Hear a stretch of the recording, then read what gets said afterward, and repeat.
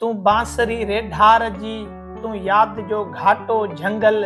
यूनान में तू देवता, तू मोर चेते थध जीअं। तू मौत वांगे मुख्तसिर, तू आसरे में अध जीअं। दरियाब तू, साहिल बि तू, ऐं दिल जो ओता रोब तू। पंहिंजे वलीअ खे ॾियो वञी, वेझे खां ॾेखारो बि तू। हर जाइ तू, हर महल तू, बस तू ई तू, बस तू ई तू। तू हथ साॼे जीअं सॼण, तू अख लॻे खाॿीअ जीअं। तू बंद दरवाज़े अॻियां, ऊंधाईअ में चाॿीअ जीअं। तू ओर ते आंधीअ जीअं, तू दूर धोखेबाज़ जीअं। तू साहिलनि ते सुञ जीअं, तू ओचिते आवाज़ जीअं। मीरां झड़नि झरणनि मथां, झिरमिर नदियूं लुॾंदियूं अचनि। पाणीअ मथां तोखे ॾिसी, पोयां परियूं उॾंदियूं अचनि। मुमकिन तू हिन वेले अकेली कुंड में वेठी हुजी, तोसाण झिरकियूं गॾु हुजनि ऐं झुंड में वेठी हुजी। तू थी ककर वांगे खॼी, तू ई खिवण जीअं थी किरी।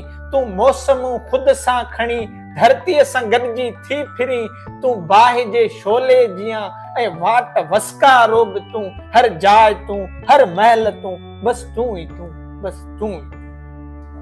ओभर अॻियां ओलह पुछां, तू हेठि तू ई तू मथे। तू सुबुह जे तारे जीअं, उभरे बि तू ऐं तू लथे। तू ई घिटी घर गॾु तू ई जुदा, तू ई ख़ुदा। ऐं खुतबे जी लठ मां तो वण छिके ॿाहिरि कढियो।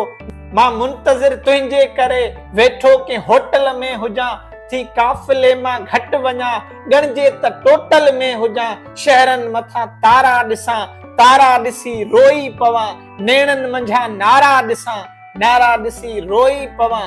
तोखे ॾिसी भाॻनि मथां भेरा ॾेई भुलिजी पवां। क़िस्मत संदा ढारा ॾिसी, ढारा ॾिसी रोई पवां। तू माठ मुंहिंजे मड़ संदी, ऐं नींहं जो नारो बि तू। हर जाइ तू, हर महल तू, बस तू ई तू, बस तू ई। जे तू चवीं तारीख़ में तो ते विझां कुझु रोशनी। मसलन पत्थर जे दौर में तो समुंड मां चहिरो कढियो। मसलन उदासी हेतिरी ऐं हेतिरी हुई ज़िंदगी। तू चओ त तुंहिंजी सूंहं जो कहिड़ो हिसो वेही सिख। जे तू चवीं तुंहिंजा ॾिसी आसार लाती नी लिखां। हर मुल्क जे थो दंग सां तुंहिंजो इलाइक़ो लॻे।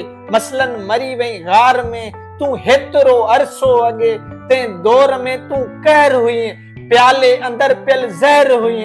ॿिए दौर में कारियूं अखियूं ऐं तुंहिंजा वहशी वार हुआ। तुंहिंजे अॻियां कुल बादशाह बेयारो मददगार हुआ। तू गमज़दा मायूस माण्हू ॻाल्हि कहिड़ी तां रुठी। तू भर्त में ॾाढी भली लॻंदी हुई, साड़ीअ में सुठी। तो फ़ासिलो फ़तह कयो ऐं वक़्तु वेचारो बि तू। हर जाइ तू, हर महल तू, बस तू ई तू, बस तू ई तू, बस तू।